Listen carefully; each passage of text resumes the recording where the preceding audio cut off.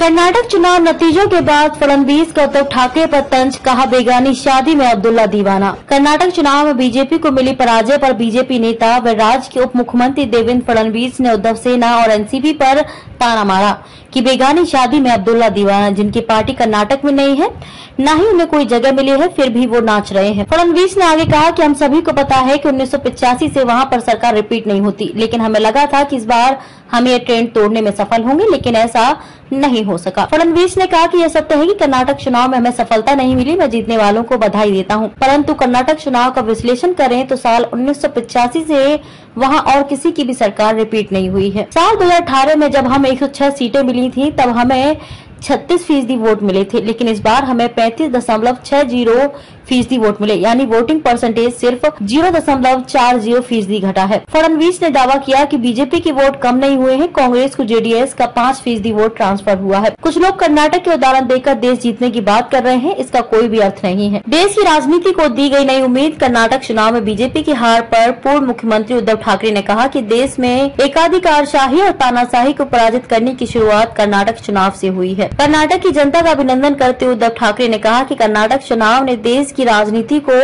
नई दिशा और नई उम्मीद की किरण दिखाई है।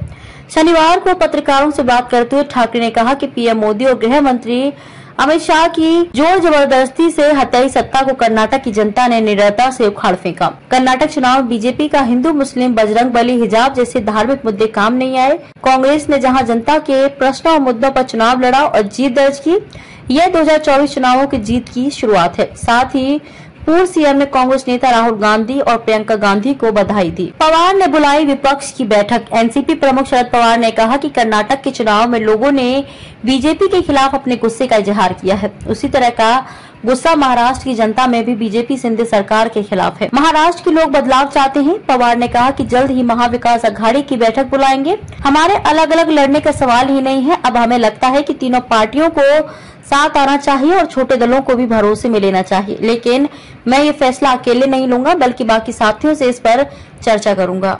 एनसीपी प्रमुख पवार ने कहा कि केरल, तमिलनाडु, कर्नाटक, तेलंगाना, आंध्र प्रदेश, राजस्थान, दिल्ली, झारखंड, पंजाब, पश्चिम बंगाल जैसे ज्यादातर राज्यों में बीजेपी सत्ता से बाहर है।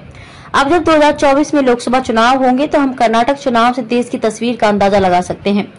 कहा जा रहा है कि राहुल गांधी की भारत जोड़ो यात्रा कर्नाटक चुनाव में काम आई। उन्होंने कहा कि कर्नाटक की जनता ने बीजेपी को पूरी तरह से हराने की भूमिका निभाई। इसका मुख्य कारण भ्रष्टाचार, शक्ति संसाधनों का दुरुपयोग और शासकों का ये विश्वास है कि वे जनता को तोड़कर शासन कर सकते हैं। अब ऐसा ही देश भर में होगा।